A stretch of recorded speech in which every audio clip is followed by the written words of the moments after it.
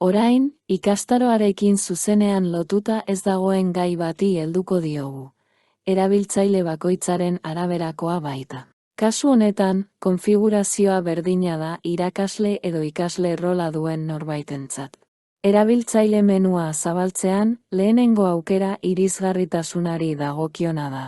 Bertatik aplikazioan erabiltzen den letra mota alda daiteke, edo irisgarritasunaren tresna barra biztaratu daiteke, letraren tamaina edo kolore sorta aldatzeko.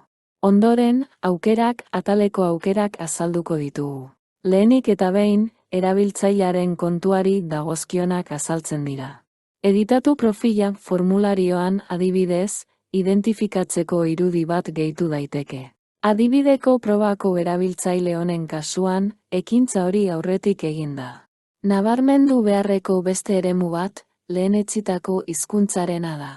Aplikazioan identifikatu ondoren agertzea nahi dugun hizkuntza ezartzeko.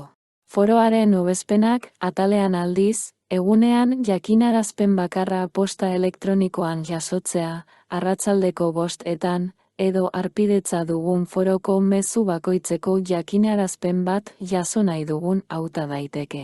Foroetako jarraipena eremuan foroetako mezu berriak irakurri gabe bezala markatzen ditu. Azkenik, jakinarazpenen hobespenak aukeran, jaso nahi diren jakinarazpenak zehaztu daitezke.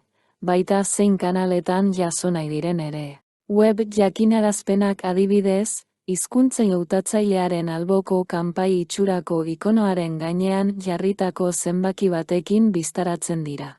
Eta mezularitza edo foroetako mezuen berri ematen digute. Posta elektroniko bidezko jakinarazpenak, posta korporatibora iristen zaizkigu. Baina beste helbide batera desbidera daitezke nahi izanez gero, horretara bideratutako formularioa betez. Azkenik, aplikazio mugikorra deskargatu eta aplikazio horretan, euren kontuarekin identifikatu diren erabiltzaileek mugikorra kanala ere izango dute. Oraingoz, ez dugu aldaketarik egingo, beraz, bere hortan utziko dugu. Orain, ikastarora itzultzeko, bide hau erabili behar dugu. Izan ere erabiltzaile menuan egon garenez, ikastarotik kanpo gelditu gara. Mila esker.